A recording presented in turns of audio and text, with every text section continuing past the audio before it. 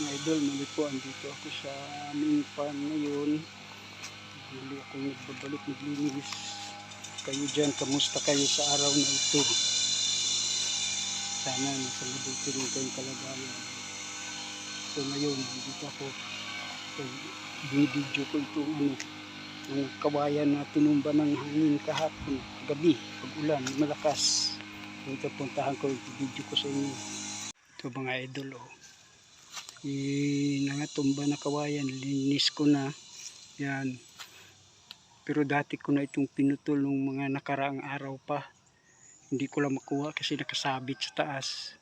Paglakas ng ulan kagabi siguro tumumba na siya, bumigay. Kaya ito ngayon nilinis ko na lang.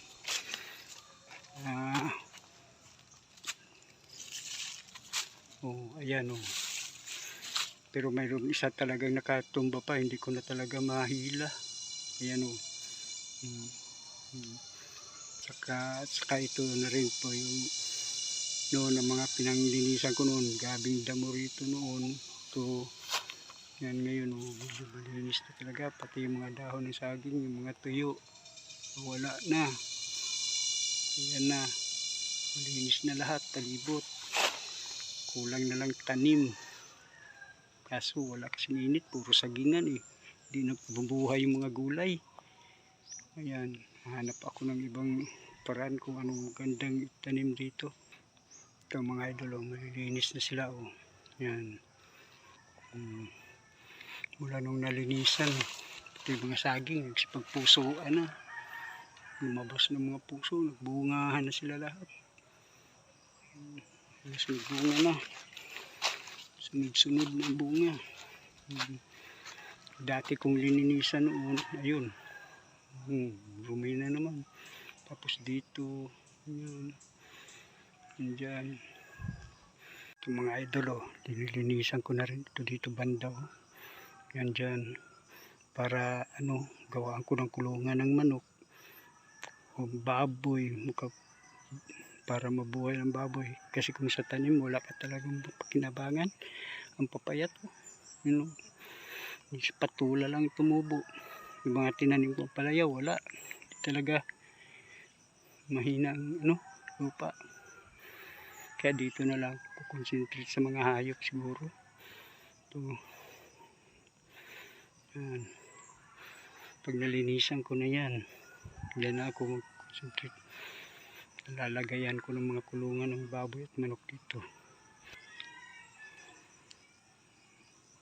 Tulad yan puso na naman. Tapos dun sa kabila, ngayon may isa tabunan lang kasi dahon ng tubo. Siya. Mayroon na rin akong nakuha na na saging, bungang saging, pero isang puno pa lang yung wala pang mga gulang. Yung iba nandito sa bag. Mamaya pagdating ko sa bahay, pag-uwi ko, papakita ko sa inyo paglabas nito mamaya. Anong masasabi nyo dyan sa mga tanim na yan? Kaso kay isa-isa pa lang, wala pa talaga na gumanda lang ito ng matabasan na. Ito ngayon madilim na naman ang panahon, uulan na naman siguro ito. Ulan na naman ito. Nawawala na naman ang araw. Madilim na naman.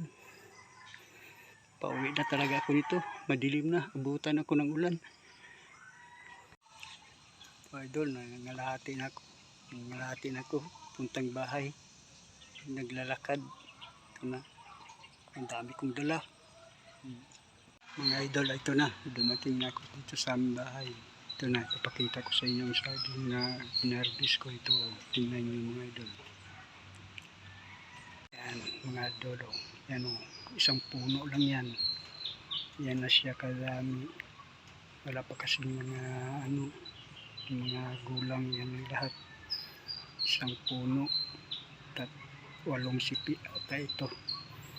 Yan. Okay na idol. Yan na. Hanggang dito na lang mga idol. Kung gusto nyo ang video ko, paki-like and share. Paki-comment na lang kung ano masabi nyo. Paki-subscribe na lang. para ma-update kayo lahat sa mga content na ipa-vlog ko. Bye bye mga idol.